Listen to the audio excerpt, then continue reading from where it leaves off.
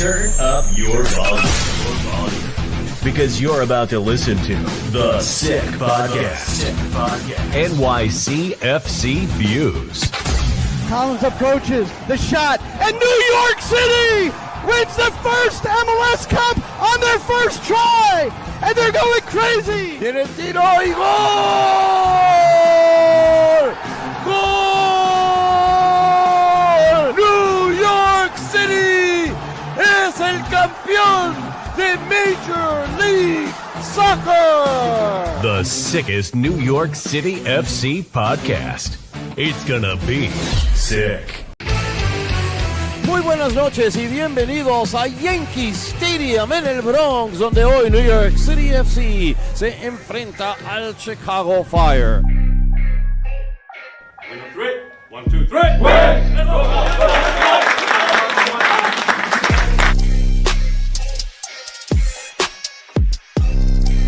¡Fernández! ¡Oh! ¿Qué acaba de hacer?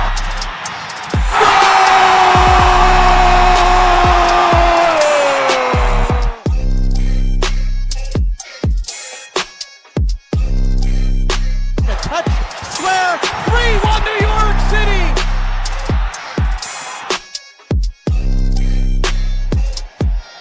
And there is the final whistle.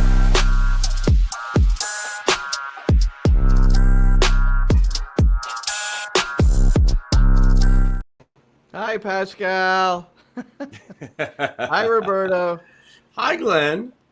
Yeah, that was that goal by Fernandez Marcao to open things up.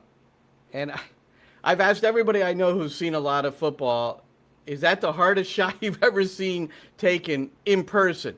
I think you have to be there, because when you're watching a game on TV, it's hard to judge. It could look like a bullet.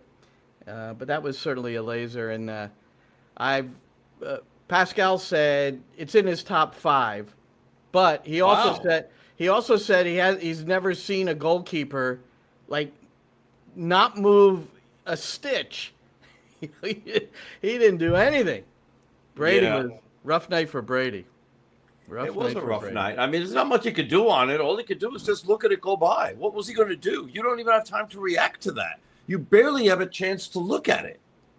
Well, look, I've got it. We could talk over it. So I've got the whole goal here. So here, let's watch it. So this is okay. By the way, the shot was 123.1 kilometers an hour.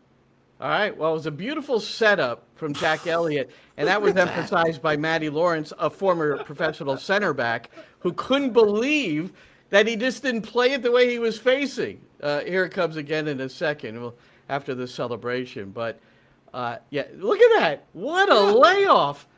It was brilliant. Perfect. Right into his path, beautifully rolling, even on the second base side at Yankee Stadium.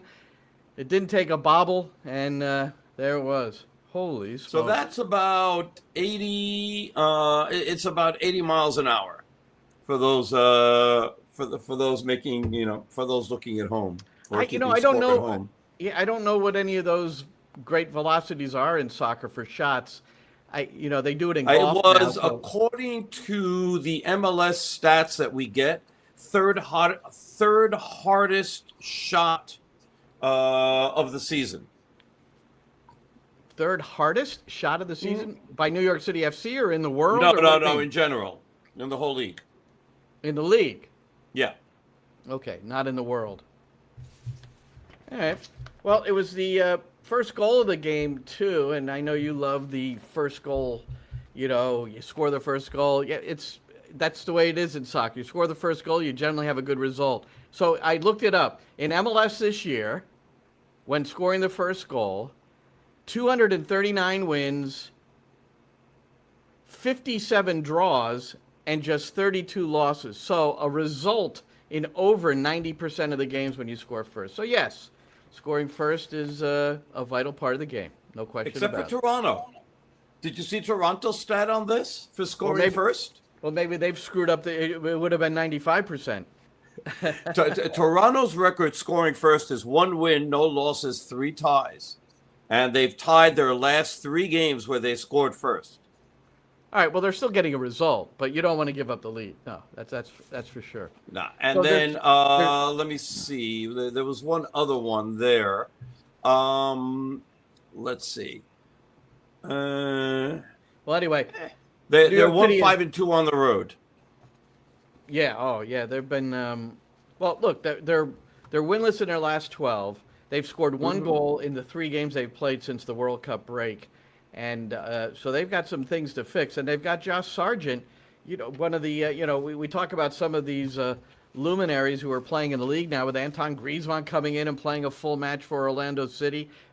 They look very good for the second half, and we saw Robert Lewandowski, who hasn't quite figured it out yet, and maybe game fitness and figuring everything out with the Chicago Fire under Greg Berhalter, with Ugo Kuipers transferred out.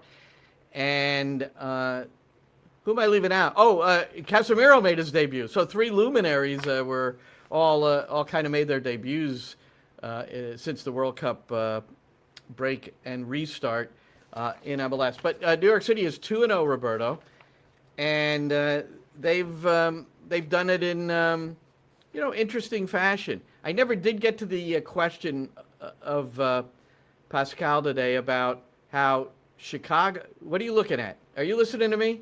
I am 100% listening to you. I am just looking at Josh Sargent's stats. Like, when was the last time he actually played? Which was July 22nd, because he wasn't on the bench. No, he's fine. For DC.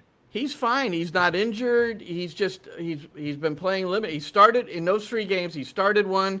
He came in as a reserve in one, and the most recent one he didn't play. He wasn't even on the bench. Yeah, he just wasn't even in the squad. So we would imagine he'll be in the 11 Friday night against New York City FC. He's got 3 goals and 1 assist in 10 games, 691 minutes. I've looked at this incessantly. That's the only reason I have it memorized, because I'm intrigued that this guy has come in and hasn't really been able to get it done yet. And he's had a pretty good acclimation period now. He's had a couple of knocks along the way, but still. So that's Toronto tomorrow. So he's got 3 goals, 1 assist in 10 games, 8 starts. Right. Okay, I just said that except for the 8 starts, so that is good context. That is good context. Now let me see what let's go through some of these other goals and machinations from this most recent game, the Chicago game. It was Chicago just. I know they had more possession. Columbus had 59% to 41 for New York City, but that's on the road, and a wonderful win coming out of the break, and then. The 3-1. How about this, Roberto? Beating Chicago Fire 3-1 on 3 consecutive occasions. That's pretty wild. Both games last year and then this year. And despite the fact that Chicago had most of the ball, it really never. It was a comfortable win, I thought, for New York City. Wouldn't you agree? 100%. There was no point in the game. I mean, even after they tied it, there was no point in the game where I felt that New York City was in trouble. I really didn't. And I figured that they would, figure it out. It was a minor setback, and they'd go and they'd figure that out, and which they did.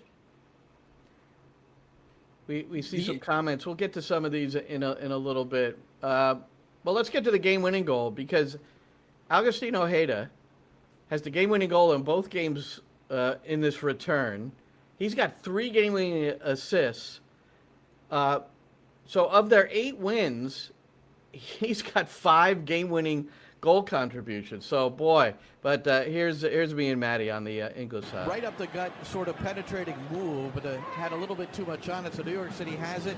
They come out of the back with Andres Perea. Nice slip ball to find Ojeda. One-touch shot. Goal for Ojeda! Agustin Ojeda goals in back-to-back games, and New York City back on top. 2-1, Ojeda with his 5th goal of the season. And how about that? It was Andres Perea accelerating in the midfield off the dribble and then slipping a perfect ball between the defenders on the right. And how about Agustin Ojeda?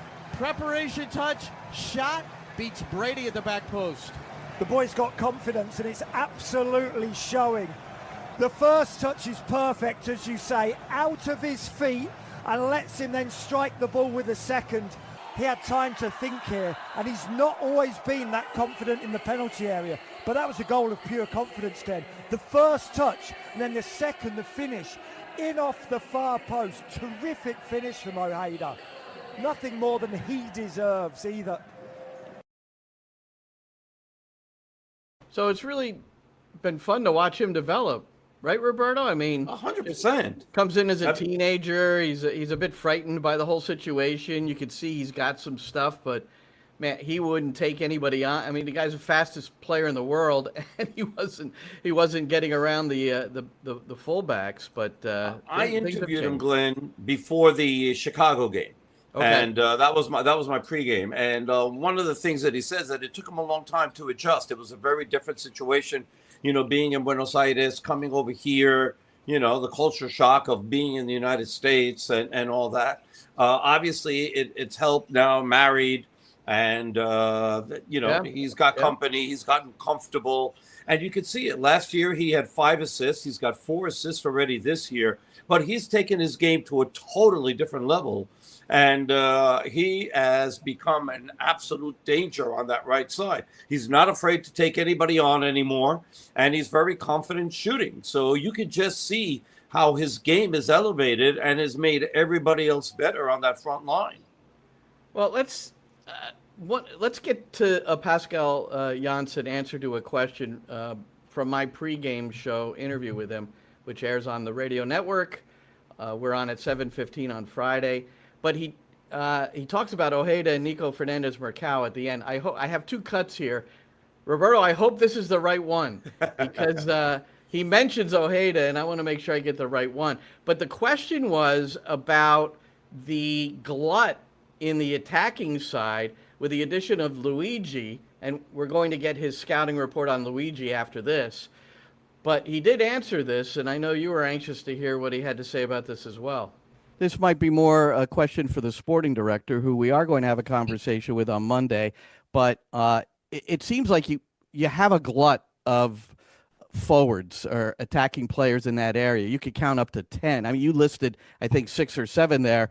And there's a point of no return, I would think, from a roster standpoint, managing that, because not everybody's going to be playing. But you would anticipate maybe there'd be some movement there.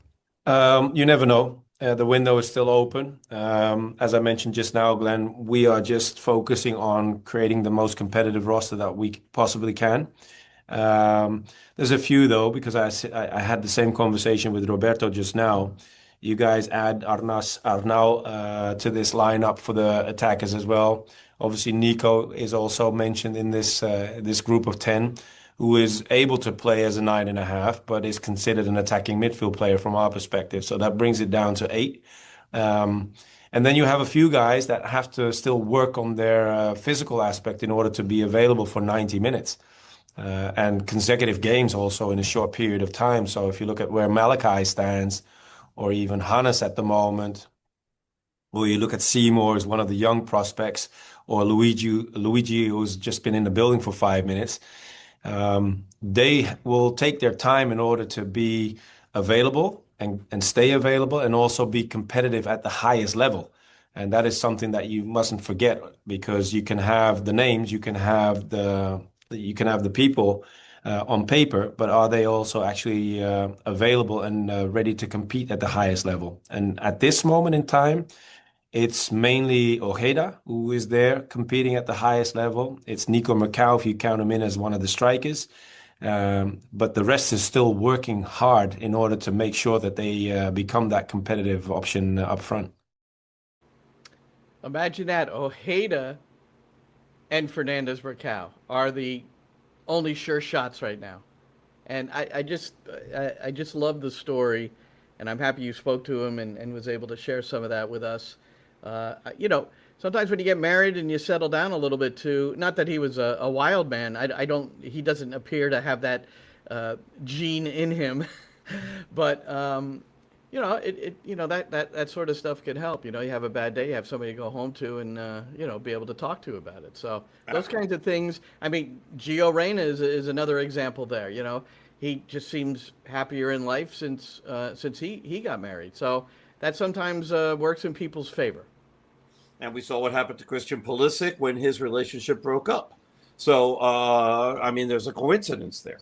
And those things absolutely matter. Look, they're human beings. Every one of these guys are human beings. Sometimes we treat them like they're machines. Why aren't they performing at optimal level? Why aren't they doing all the things? Why aren't they concentrating?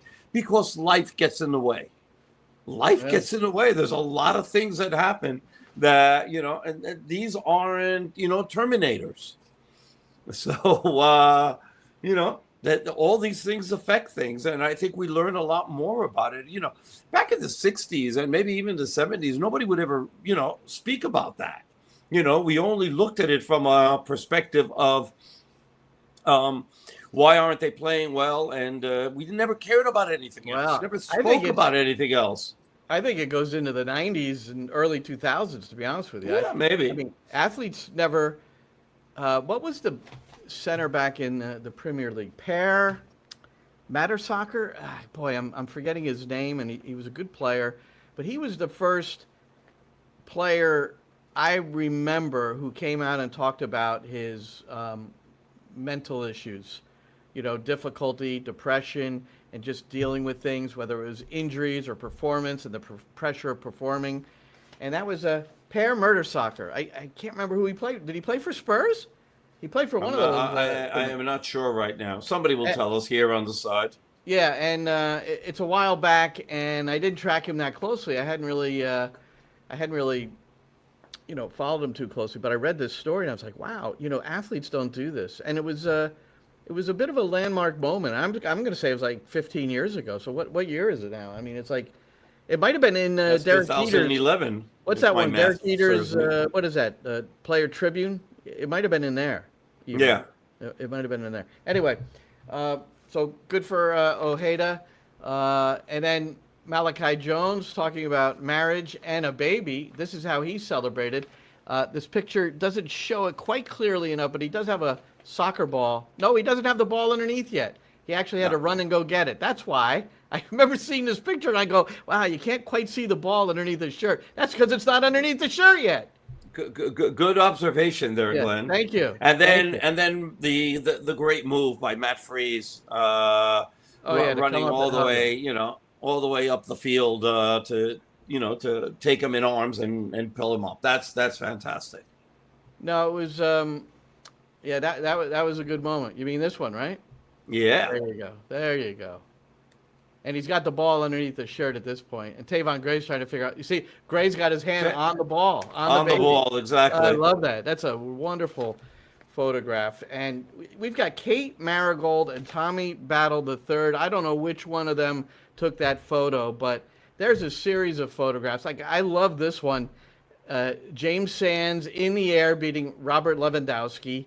This was fantastic. This is because they couldn't find Lewandowski. They were serving balls in the air, and Sands was winning those battles. How about Agustin Ojeda celebrating after he got it past Brady? I love this photo because look at Brady. When the goalkeeper is just beaten and they're flat on their belly. Oh, those are tough the one thing I hate about that photo, put it back up again for a sec. Can you? The one thing I hate, it's like the only area at Yankee Stadium, aside from the top two floors, that are empty. I mean, they had a great crowd, 27,419. And that was a fantastic crowd, and they were into it. They were loud. The supporter section was in great spirits. It was fantastic. Fernandez Marcao tied with Lionel Messi for second place in the Golden Boot race now. One goal behind the leaders. Kuipers is still listed. I wonder if what's interesting. Will Kuipers finish in the top 10, even though he won't be here for half a season? Don't forget Peter Musa of Dallas, who's also a co-leader at 13. Yeah, he's only one goal behind. I'm not forgetting Peter Musa. I'm just saying Kuipers is there, and he's no longer here. So let's just see what happens. He's in Monterrey, Mexico. Yeah. Monterrey, Nuevo León, Mexico. Well,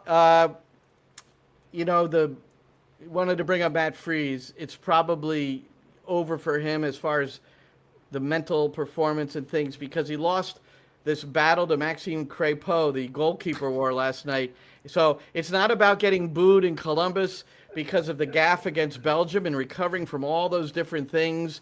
It's more this, at the MLS All-Star. So I'm sure.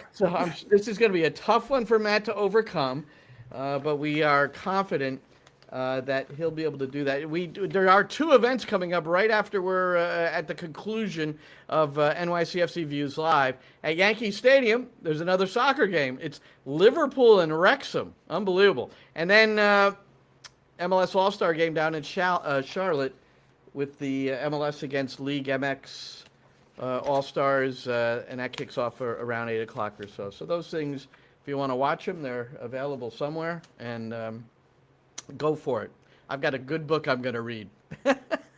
Sorry, I'll probably watch. I'll probably watch. If Matty Lawrence, I kidded with Pascal today because he's friendly with Dean Smith, who's the coach of the All-Star team, and I asked him, did you call Dean up and just say, hey, you don't need to play Matt, just keep him on the sideline, let him be. He's a great cheerleader and a great leader, and let him go. So we'll see if especially on turf.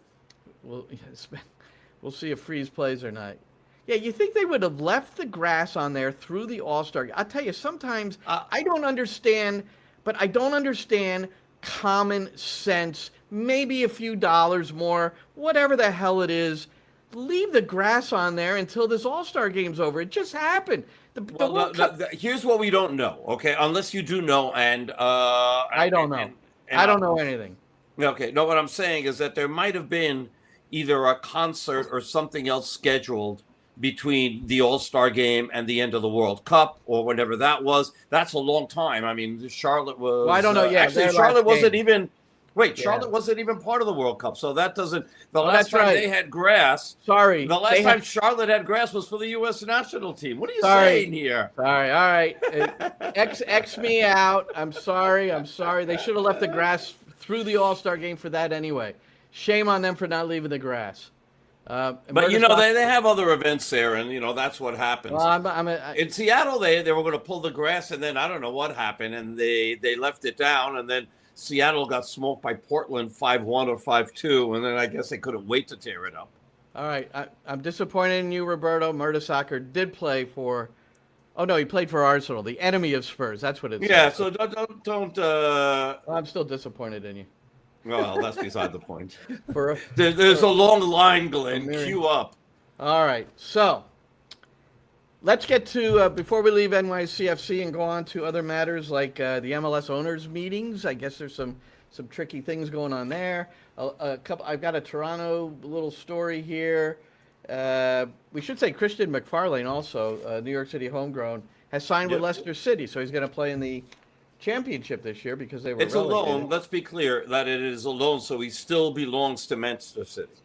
Okay. The headline said he was signed, and there was no article to open up. So you sure about that? Yes. Okay. The other thing. And Leicester, Leicester is in third division, right? So they're trying to get back up to second, and part of the reason they were in third division because they had points deducted, and it is just an absolute mess. And we got to get to Pochettino, too. So first, let's Luigi, 20 years old, a Brazilian. I have stood near him, and he is a big fella. But anyway. Yes, he is. I want to, let's see what Pascal Janssen has to say about it. So I really wanted a sort of a scout here from Pascal today. So here's what he said. The first thing I notice is he's a big dude, and he looks facially much older than 20 years old. Now, we know he's still only 20, and you have to treat him like a 20-year-old, but tell us a little bit about that. Well, you have to treat him like he's an adult player.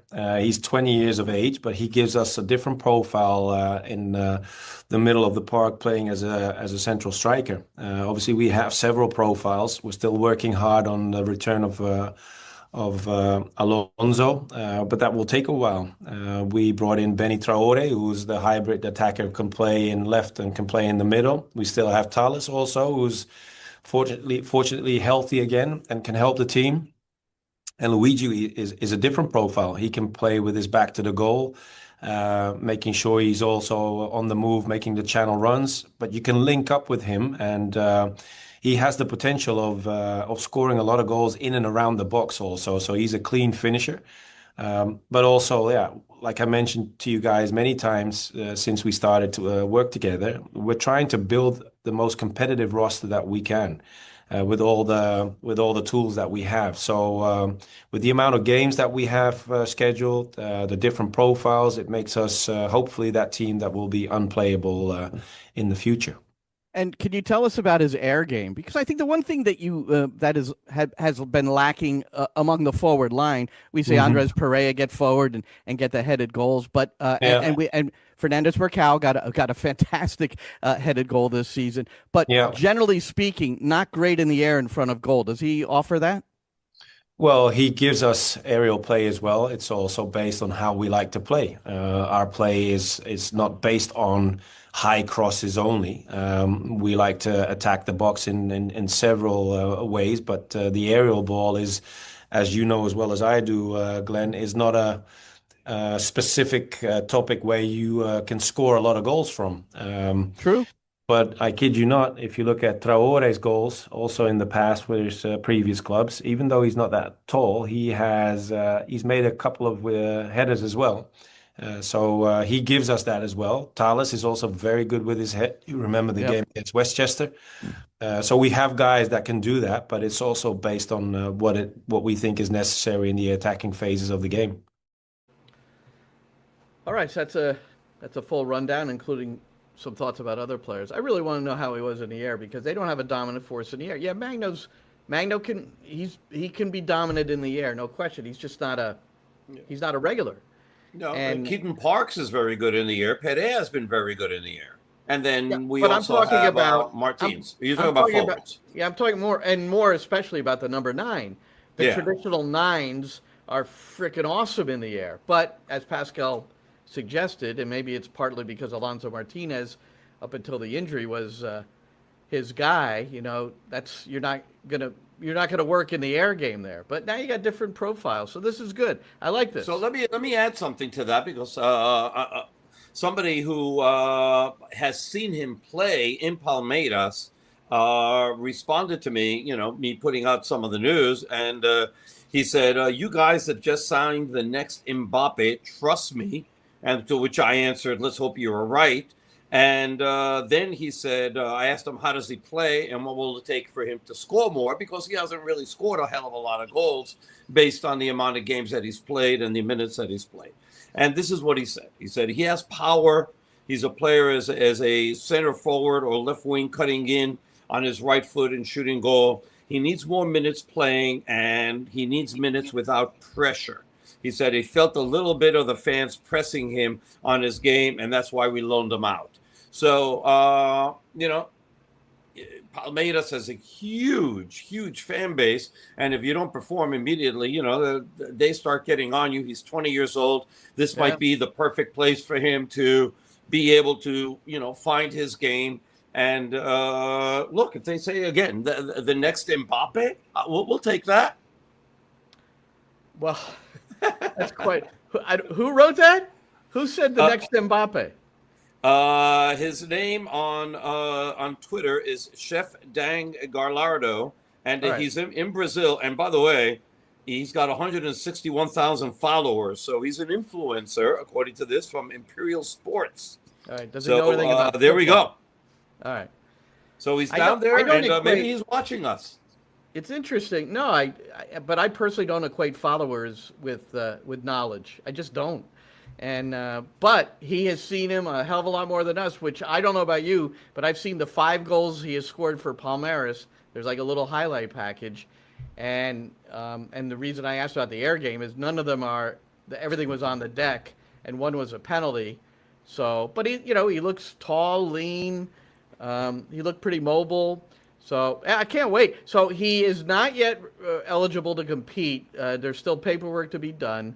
Correct. Pascal predicted that so he's not playing against Toronto, but Pascal suggested that he felt there was a good chance that on August the 6th against Santos Laguna, the opening game of Leagues Cup at Sports Illustrated Stadium, that he would be activated and ready to at least contribute in that game if they so desire. So that'd be good. That'd be a good chance to see him there.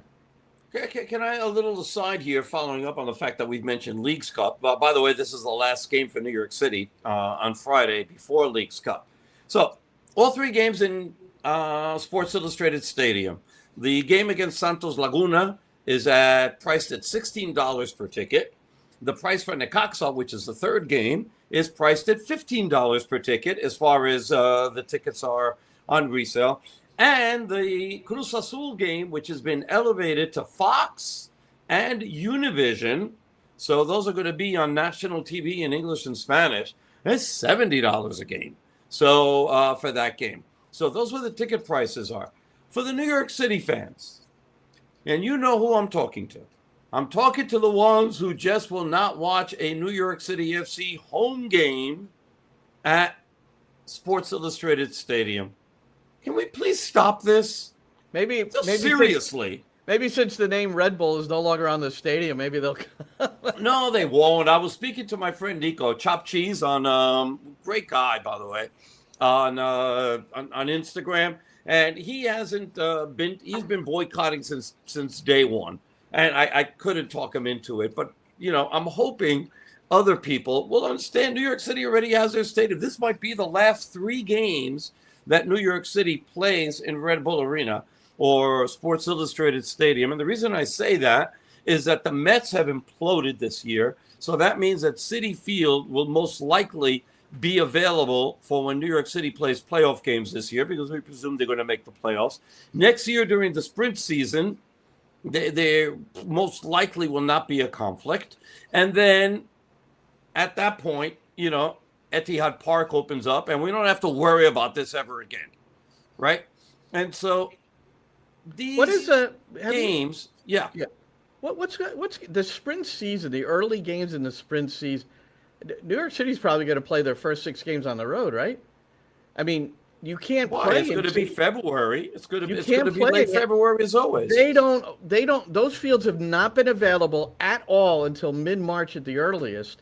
And I think it's going to be early to mid-February when that sprint season starts. It's going to start earlier than we'll see. But I think we'll see. You're looking at 4 games on the road at least, I think. All right. Start hey, there's nothing wrong as long as the 4 games, especially early in the season. There's not going to be any West Coast trips. It's all against the East. So I'm hoping that we have Inter Miami. Southeast. We have Inter Miami, Orlando, Atlanta, Charlotte, it's a dome, Charlotte, and Atlanta, and Charlotte. Those are the 4 that I'm hoping. And Charlotte being the last one. Exactly, because it's cold in North Carolina at that time of year sometimes. So. Yeah, absolutely. All right. I don't want to be in Montreal or Toronto for any of those games, or New England, or Red Bulls. No. DC, Philly, no. South. Good deal. Yeah, so you're right. These could be the last 3. So anyway, that's one thing about Toronto. I read this story this morning, Roberto. Pretty interesting. So Toronto's the opponent on Friday. So their technical video coach, I don't know what the exact title for this guy is. His name is Jace Kim. And he revealed that the club had filed complaints to pro referees over 2 recent refereeing decisions, with the officiating body admitting mistakes were made in both instances. The errors included a missed penalty on Josh Sargent against Montreal and a wrongly awarded stoppage time penalty against Jackson Gilman, which gave DC United a 2-1 win in their most recent game. So they're coming in feeling very hard done by, as Pro has admitted to errors. I like the fact they're admitting to the error, but after the fact, what can you do? Not much. Just say sorry. Yeah. And then our referee, by the way, for this game is Rami Tushan, who has only had 4 games this season, and this will be his 110th in his career. I will give you this information. New York City FC has seen him 8 times already. And they only have 1 win, 4 ties, and 3 losses. Toronto has seen him 11 times. And it's even worse. 1 win, 3 ties, and 7 losses. So neither of these teams love seeing him. He's a good referee, so I like seeing him. He's a good Okay, referee. well, that's good. Yeah, he's a good one. So that's coming up. So that's Friday night. What's today? Wednesday. MLS Yeah. All-Star game at 8. Liverpool Wrexham at 8 at Yankee Stadium. Here, I found this really interesting. Metrics. People going crazy with metrics, right? So the American Soccer Analysis. I don't know if you read their stuff ever. I mean, they're the deep dive. That's where John Mueller was, and John Mueller, who worked for the outfield for a little bit, now he's on his own doing stuff. There's a new metric called clean sheets earned.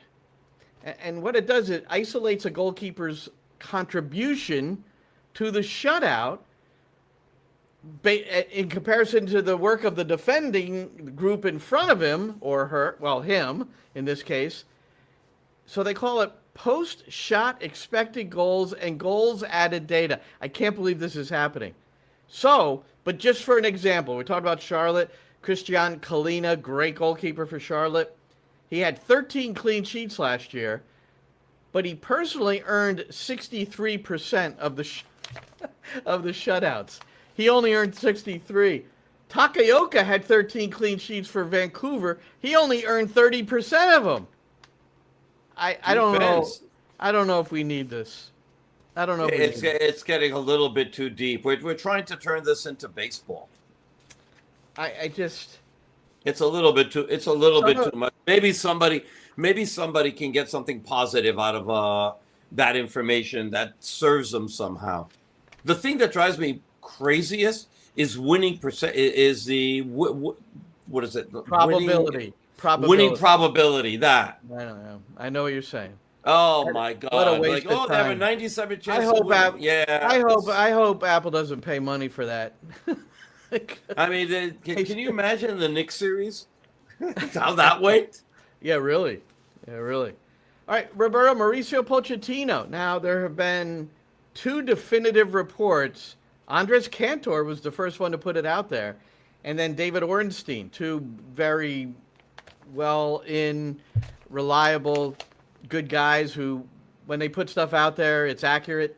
Mm-hmm. And apparently, Pochettino, the wording of David Ornstein's piece, on course to agree to a new contract and extend through 2030 World Cup with the U.S., barring unexpected change of heart. So it's not 100% guarantee, but that's where we're at. So I'm personally, I've already said my piece. I'm happy with it as long as he helps with the underbelly of the national program, i.e. the youth national teams, and constructing some things there, and maybe even in the academies, MLS Next academies, something where he's providing some structure to how we're doing this, right? Do what they do in Spain. Everybody plays the same. Every single youth team, national youth team, plays the same way. So by the time they get to the national team, if they get there, there's nothing new there. And I think they should all play the same way, if it's possible. Well, I'm looking forward to what everybody's response is. Did I put it up here? Yeah, I have it up here. So I want to play this, Roberto, because I think it's meaningful. Steve Fell is a performance coach for the U.S. men's national team, and Mauricio Pochettino, working under Mauricio's son, Sebastian.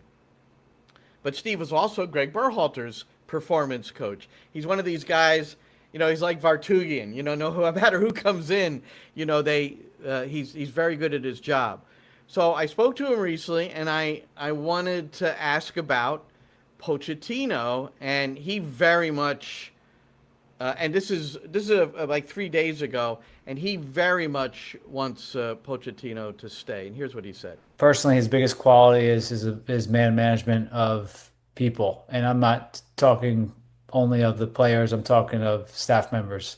He has an amazing ability to make you feel like you're the most important person in the room when he's speaking with you, and he makes sure that you feel appreciated and a part of of the group. And, I think it's in someone in his position, when you're having to deal with so many things, not just on the footballing side, but I would say maybe the outside things. I think it shows a level of humbleness and humility that I think is maybe not always common with people who's had his kind of success. And it makes it really enjoyable to not only work for, but to be around on the daily basis. And when I ever hear about a person of his ilk that has that quality, making you feel like the most important person in the room, not everyone has that ability. And most times, in my experience, they're off thinking about other things while they're talking to you. And you can always tell. That's the thing. You always know, right? Yeah, I think and you've actually brought up a really good point. It's not I think when it's genuine and authentic, you can't fake it, right? And all the time, and that's exactly it. Very locked in when you're one-on-one. Certainly is one that when you're working for a manager like that you want to do the best you can, not only for yourself and the players and to help the players, but also to support him as best you can. See, I think it's and we've been around coaches who have been very good at making the support staff, the people in the cafeteria, wherever, feel good about being part of the program. I just think that's such a huge aspect of this. And we know the guy can coach. His pedigree's unbelievable. What happened in that, I'm going to get to a quote from J.T. Batson, the CEO of U.S. Soccer here in a moment about Flo Balogun and the red card. But I think his hands were tied in that Belgium match, and it's unfortunate. Yeah. He looked out there and he had no idea what to do, and who would? He was between a rock and a hard place in that game. If he plays him, which seems to be the right call, you're putting out your best 11. And then if you don't play him because you want to possibly do the right thing, if that's the way you want to look at it, then it opens up a whole different can of worms. If you wind up losing the game and you didn't play him or you didn't start him, it's like, well, you had him available. Why didn't you use it? It's, it's not fair not to have it. It's sad that, our government put him in that position because he should have stayed suspended, and that's what should have happened. So what did J.T. Batson say? Because I'm very interested in this. Well, here's the quote. And this is basically the question whether and this is from Sports Business Journal. The question was whether the Federation handled the deferral of Flo Balogun's red card suspension appropriately. So here's the whole quote. I condensed it a little bit, so bear with me. I'll try to be very clear. Quote, J.T. Batson, I've been part of a number of high-profile tournaments since I've been here. In every instance where we've had a red card in those games, we have followed the appeals process, and we did so in this instance. Our legal team scoured the FIFA codes, so that would be that vague article, identified the best path, and argued through the disciplinary process that a suspension was not warranted, which ultimately is how it played out. The broader point is that the reaction proved how much people cared, and that is ultimately what is required for us to win. So I hear everything he's saying, but address the point. What is that? To me, that's avoiding the point. Yeah, you did all that, and yeah, you scoured the FIFA codes to find it, and yeah, you got it overturned or rescinded or suspended. Suspended is the proper word. And yeah, Balogun was back in, happy at first, and then like, wow, what just happened? And then we go from there. That's what needs to be How addressed. did it affect your team? Yeah. How did it affect your team? How did it mentally affect your team? When all of a sudden you went from being tournament darlings, right, to freaking villains. Yeah. The big, overbearing U.S., controlling things from behind the scenes. Yep. It weighed on the team. It weighed on everybody. There's no way. I mean, Only if you somehow were in a bubble and knew nothing of what was going outside. And we know that that's not the case because they all talked about how it weighed on them, that it affected them. So it was a bad situation. Again, I don't know. I don't know if they win, if they play without Balogun, or if this doesn't happen. I'm not saying that. But you could see that with that performance, that it weighed on them. The players, by the way, I'm reading this for Michael, the drummer. The players have not used it as an excuse. We're basically saying it had an impact on them, but not one player has said that has used it as an excuse. I think we've heard Balogun say, yeah, it had an impact. We've heard Chris Richards say, yeah, it was different. But I think it's unfair to say they used it as an excuse. And right.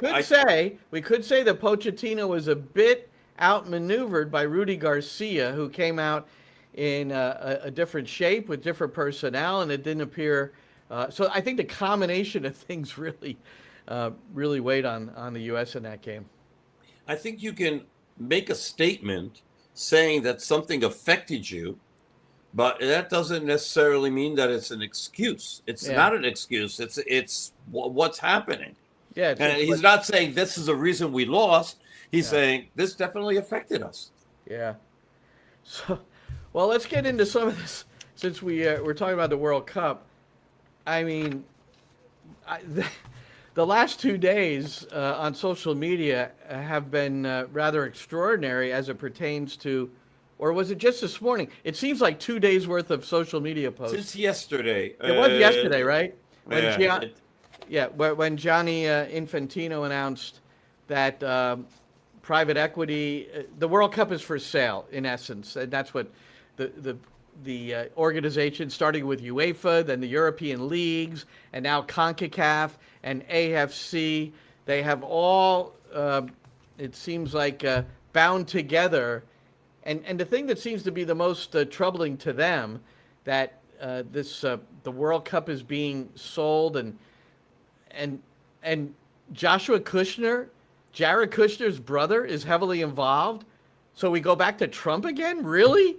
I mean, it's such a I don't pretend to understand all the financials in this, but I do know that the reaction of a lot of the major forces, and that is leagues and associations, has not been good. There hasn't, and there's a lot of nuance. I was reading an article, and I can't quote the article about it, but I was reading an article, saying that it's really only part of FIFA that gets taken by this and what they're selling and all that. But still, it's still not good. And the fact that the fact that Infantino has basically dangled in front of every federation, will give you $40 million if you vote for this. It's a freaking bribe. It's really unbelievable. I mean, it's so a freaking bribe. It's so stark. It's like I bet you if you look up that word in the legalese, we should have a lawyer on here to define what that would be, and it'd be oh yeah, that's a clear example. That might even be the definition that we would submit to the scrolls of bribery. I mean, absolutely incredible. It's absolutely incredible. Stunning what Infantino is trying to do with FIFA, and it is really just so disappointing and disheartening, because you've taken something as wonderful as a World Cup, and now you've turned it into something that makes you feel dirty. And I mean, forget about the fact. I don't want to forget about the fact, actually. Just look at what happened with ticket sales and how much money we had to pay to go in and watch games. It's a scandal. How am I paying, which I did because I wanted to take my son to a game, how am I paying $5.75 a ticket for Curacao, Cape Verde? Or Cote d'Ivoire, sorry. Curacao against Cote d'Ivoire. $575 a ticket. It is insanity. But it's a World Cup game. And then I wound up paying, and somebody said, oh, those are a good price. I paid $7.75 a ticket for Sweden and France, and people are like, that's a good price. I go, no, it's not a good price. It's not a good price at all. It's a horrific price, but I did it. Thankfully I can afford it. And I did it because I wanted to take my son to the game. A lot of people know why we're doing a lot of these things. So, but no, it's freaking highway robbery. Yeah. And it's enough of this. Enough of the abuse of the regular customer. For these guys to go out and make millions and millions and millions off of us. Enough of this freaking abuse. It's terrible. Yeah. Enjoyed the games. Got a chance to, as you did, see almost all of them, and there were so many great stories coming out of it. One story. I read this person, Eben Novi Williams in Sportico. So in regard to this, and this is a pretty good point, but I'll put up the screenshot from the X post from Eben. Fascinated that there are national governing bodies yelling the World Cup is not for sale and threatening a 2030 boycott. Yes, we have heard that from UEFA. But they also did nothing when the World Cup was, all caps, actually for sale. And Evan reprints a headline from an article. U.S. says FIFA officials were bribed. There's the word again. FIFA officials were bribed to award World Cups to Russia and Qatar. Yeah. The U.S. got involved. The Department of Justice in the United States of America that doesn't have much skin in the game. Remember, they were over in Switzerland figuring it all out. Arresting people in the hotel in Switzerland. I laugh because it's comical. Right, but this wasn't FIFA offering the bribe, mind you. In an envelope under hotel doors. Yes, but remember, this time it's FIFA openly offering a bribe versus, secret bribes offered by, the Qataris and the Russians. True. So we'll give him credit for being transparent with his bribe. And Harry just added in. What do you got, Harry? And Saudi definitely paid brown bags of cash for the 2000. Well, I don't think it was brown bags. It was probably gold sacks because they have those lying around everywhere. Yeah. So remember that 2034 was decided before 30. 2030. Yeah, they got it pushed along. So here's what's happened, Glenn. Okay. Yeah. So by giving 2030 to Spain, Portugal, and Morocco, along with Argentina, Paraguay, and Uruguay. Yeah. So what you've done is now you've gotten rid of the requirements to give a World Cup to South America, to CONMEBOL, give a World Cup to UEFA, and give a World Cup to Africa. And guess what happens? In 34, they have the Asian Confederation.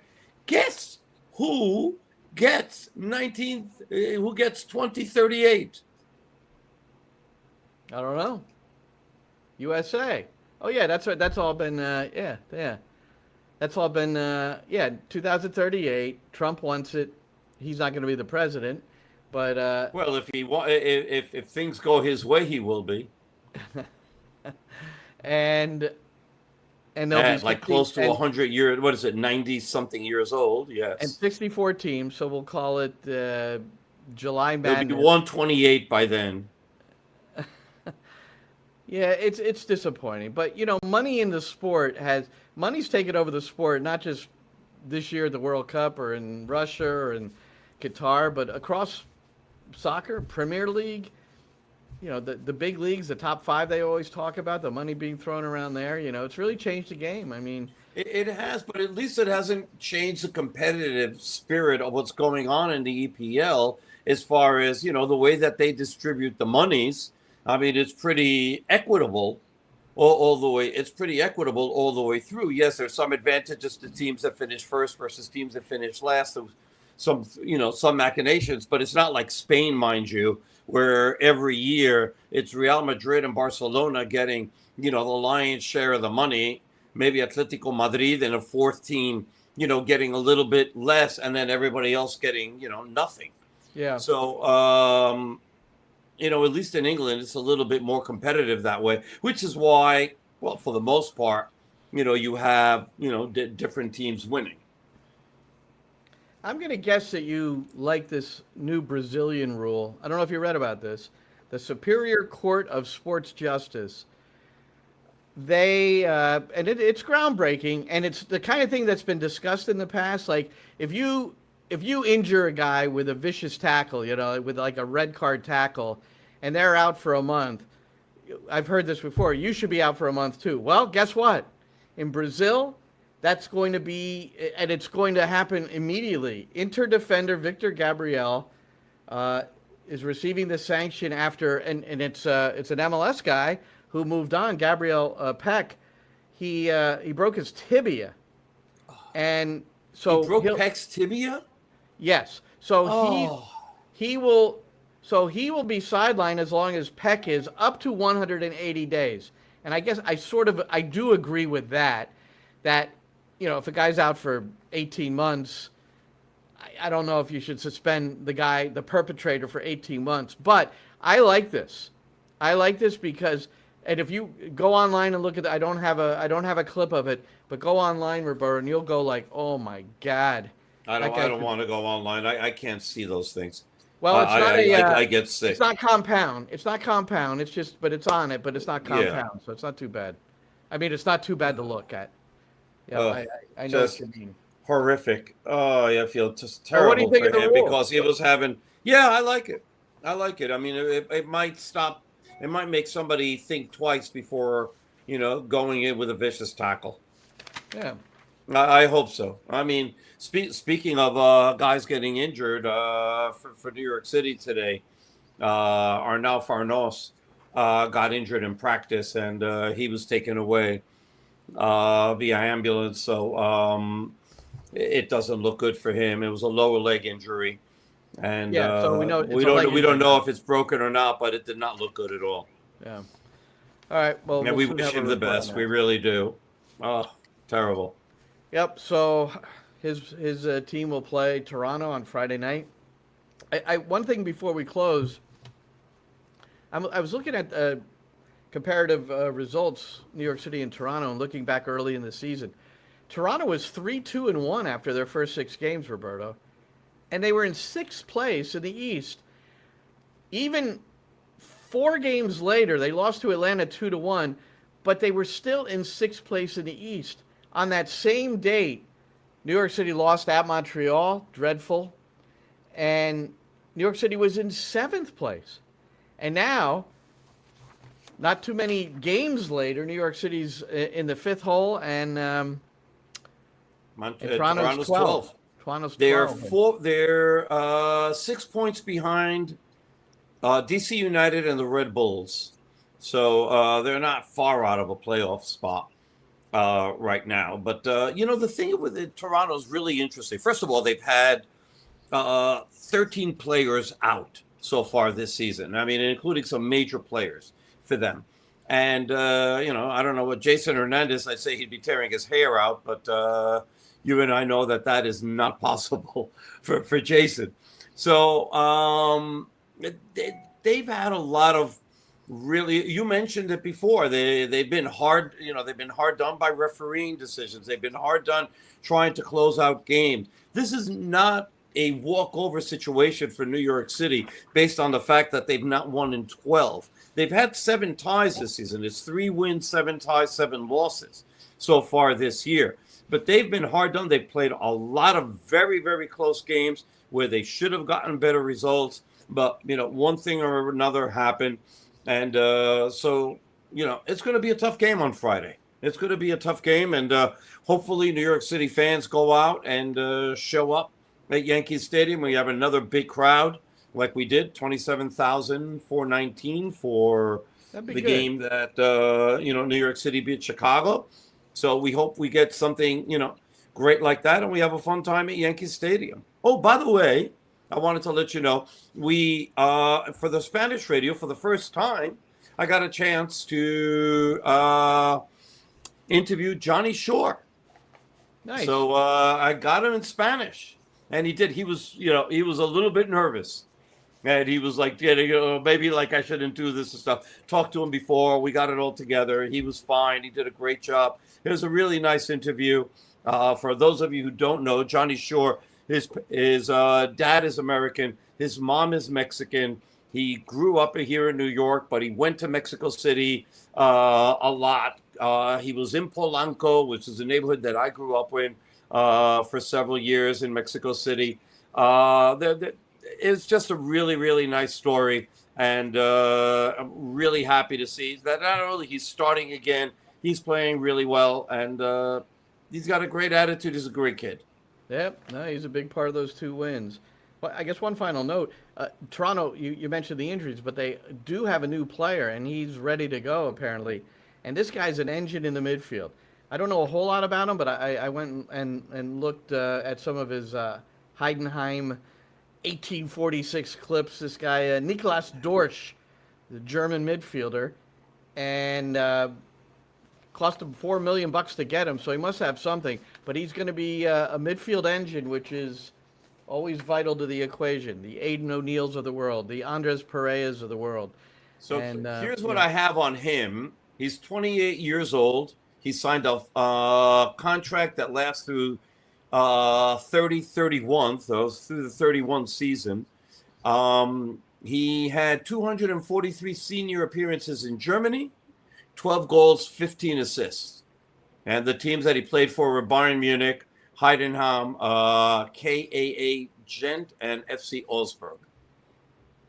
That's what I've got. All right. So he's got some pedigree. So anyway, that's going to do it for us, Roberto. And Yes. we'll both be on at 7:15 on the English side here, on the Spanish side over there, the New York City FC Radio Network, as New York City plays host to Toronto. The English side does have the Apple app, TV app with hometown commentary, if you so desire. It's automatically synced up for you, and Maddie Lawrence and I will have our pregame live beginning at 6:30. What's happening with Sirius? Are we we're the only game in town tomorrow, Friday night rather. We're the only game in town. Are we on Sirius? Or is it just you? I haven't gotten the perfunctory email from Pete Corey yet, so I'm not sure, and I haven't checked. So, all right. Well, if he writes, ask him if he wants to. If he's going to pull in Spanish. We don't have much competition on. There's nobody else playing. All right. I love that because the last 2 match days, it's like everybody's playing. So now we're all alone tonight. So that's going to be all good. us, baby. Tune in. All right. For those of you watching Liverpool-Wrexham, enjoy. For those of you watching the MLS All-Star Game, enjoy. For those of you who are just going to turn everything off to relax the mind, enjoy. So for Roberto, I'm Glenn. Have a great night, everybody.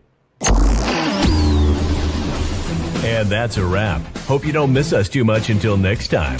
Follow the Sick Podcast NYCFC Views on YouTube, Instagram, Facebook, Google Play, and Apple Podcasts.